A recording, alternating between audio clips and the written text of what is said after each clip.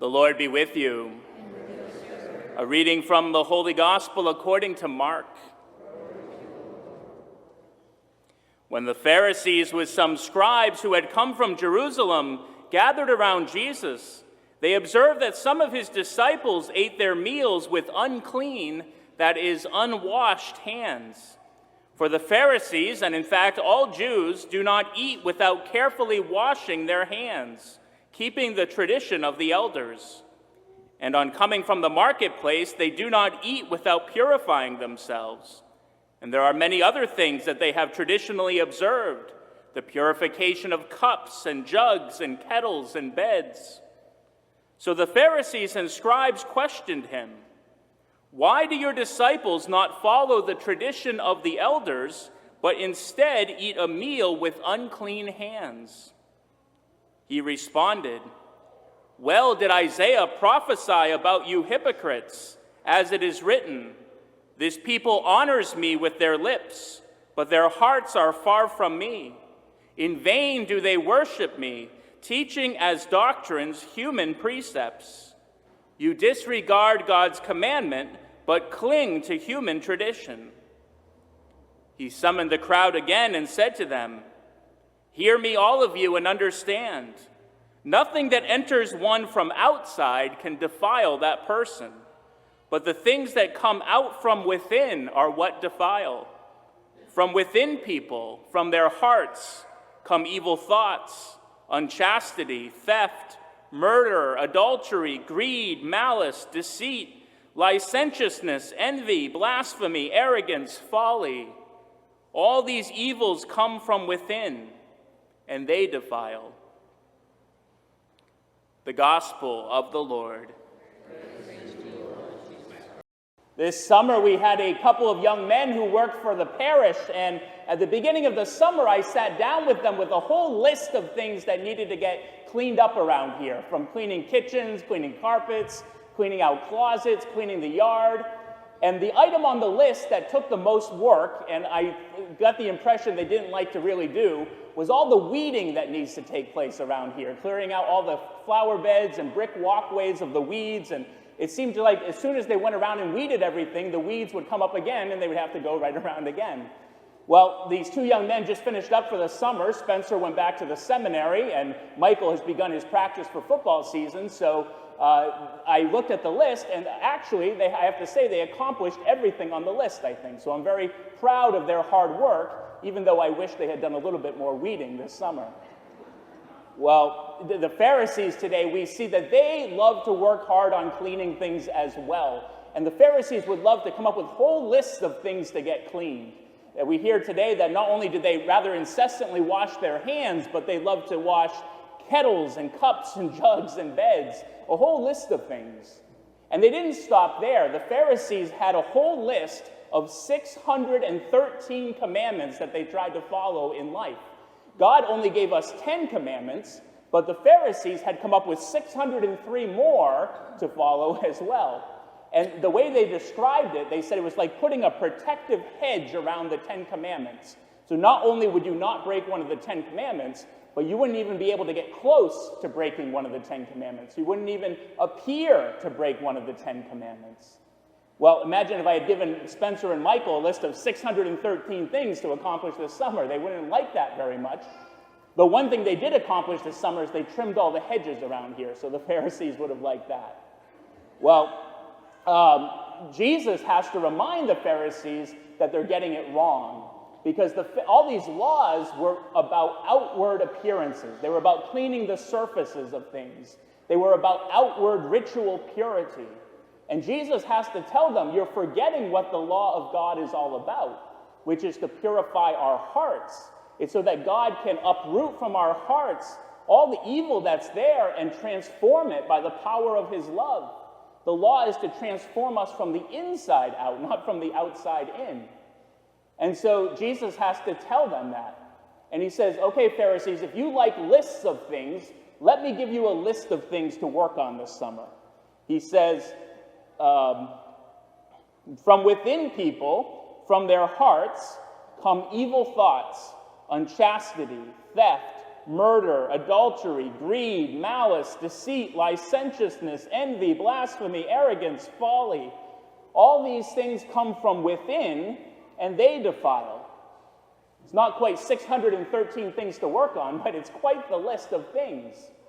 And we might not like the list of Jesus quite as much as the list of the Pharisees, because it's easy to purify beds and kettles and jugs. It's a lot harder to do the hard work of weeding up all of these things from our hearts and to really get them out by the root so they don't keep coming back again. That's really hard work.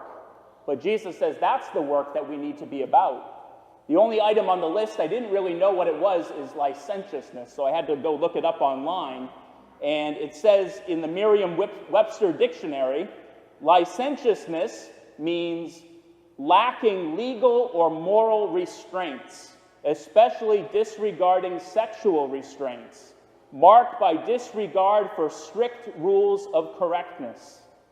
So Jesus is not saying don't follow any rules or don't have any lists of things you want to work on. What he's saying is pay attention to the list of rules that matter, the list of rules that God gave us so that we can live a happy and fulfilled life. It's hard sometimes to keep lists, to follow lists, to check everything off. There's a woman named Karen Elpert who's a parenting blogger, and she recently took to Facebook to complain how her husband was never helping her with all the chores around the house, the list of things that needed to get cleaned.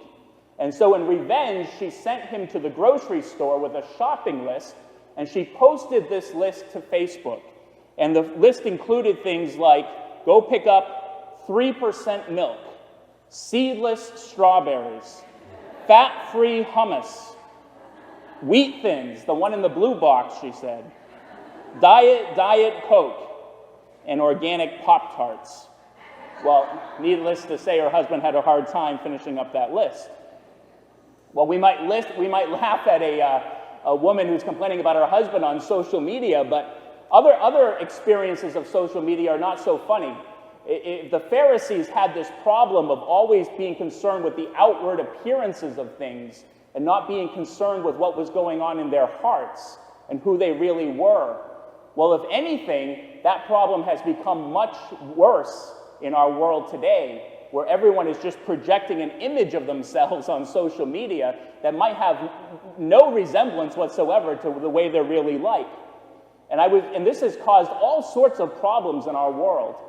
And I was reading Matthew Kelly's new book called Life is Messy. I'm sure we'll give it out for Christmas this year. But in that book, he describes all of the problems that we have with social media today. And he says, some people will defend social media, citing its virtues, such as staying connected with family and friends, online learning, opportunities for remote work, quick access to information. I can look up the definition of licentiousness easily. Philanthropic and civic engagement. But its vices of social media are considerable. Narcissistic behavior, cyberbullying, social media addiction, self-esteem issues, shortened attention span. When is Father Matt going to be done this homily? Social anxiety, fake friends, sexual perdition, unrealistic perception of other people's lives, confusion about the nature of friendship, hyperbolic peer pressure, invasion of privacy, identity theft, behavior monitoring, toxic, offensive, demeaning, and inappropriate content, mental health issues, sleep deprivation. I've been staying up way too late watching YouTube recently. I get it. Sleep deprivation. The dominance of extremism over rational, measured voices, decreased creativity, censorship, and of course the industrialization of gossip. And again, that's quite the list of things. It seems like when it comes to social media, licentiousness is the order of the day. We've all given ourselves permission to do or say things without restraint online that we would never do or say in real life. And if licentiousness often has to do with a lack of sexual restraint, we know that pornography has become an issue online more and more. And Pope John Paul II once said, the issue with pornography is not that it shows too much of a person, but that it shows too little.